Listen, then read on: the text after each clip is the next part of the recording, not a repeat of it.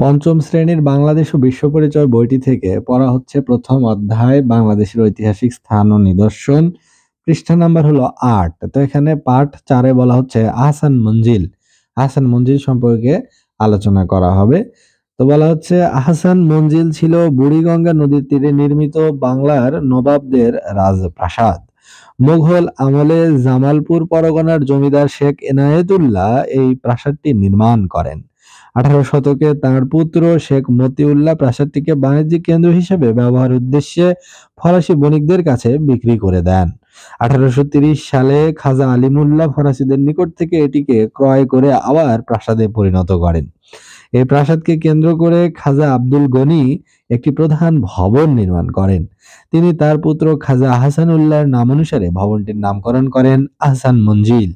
এই যেখানে আহসান মঞ্জিলের একটা ছবি দেয়া আছে। কত লাখ লাখ হাজার হাজার দর্শনার্থীরা বেড়াতে এসেছে এই আহসান মঞ্জিলে। এটি ঢাকার বুড়িগঙ্গা নদীর তীরে অবস্থিত এবং এটা হচ্ছে আসলে একটা রাজপ্রাসাদ। এটা বাংলার নবাবদের বসবাসের জন্য তাদের দ্বারা নির্মিত একটি রাজপ্রাসাদ এবং মুঘল আমলে জামালপুর পরগনার জমিদার শেখ এনায়েতুল্লাহ এই প্রাসাদটি নির্মাণ করেন এবং ১৮০০ শতকে তার পুত্র শেখ মতিউল্লাহ প্রাসাদটিকে বাণিজ্যিক কেন্দ্র হিসেবে ব্যবহারের উদ্দেশ্যে ফরাসি বণিকদের অর্থাৎ ফ্রান্সের যারা ব্যবসায়ী ছিল, যারা ট্রেডার ছিল, যারা এখানে ব্যবসা করতে এসেছিল তাদের কাছে বিক্রি করে দেন। পরবর্তীতে ১৮৩০ সালে খাজা আলিমুল্লাহ ফ্রান্সদের নিকট থেকে অর্থাৎ ফ্রেঞ্চদের নিকট থেকে ফরাসিদের নিকট থেকে এটিকে আবার ক্রয় করে এটাকে প্রাসাদে পরিণত করেন এবং এই প্রাসাদকে কেন্দ্র করে খাজা আব্দুল গনি একটি প্রধান ভবন নির্মাণ করেন।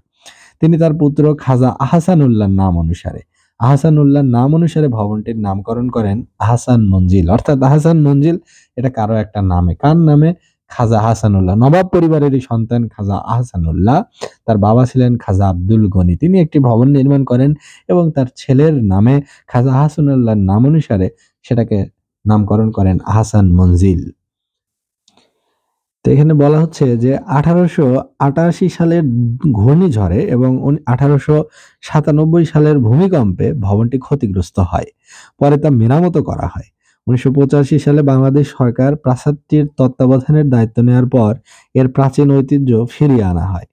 এই প্রাসাদে রয়েছে লম্বা বারান্দা, জলসাঘর, দরবার হল এবং রংমহল। বর্তমানে এটি জাদুঘর হিসেবে ব্যবহৃত হচ্ছে। আহসান মঞ্জিল বাংলাদেশের একটি উল্লেখযোগ্য স্থাপত্য নিদর্শন অর্থাৎ বাংলাদেশের প্রাচীন একটি পুরাকীর্তি এবং নবাবদের একটা রাজপ্রাসাদ হচ্ছে আহসান মঞ্জিল।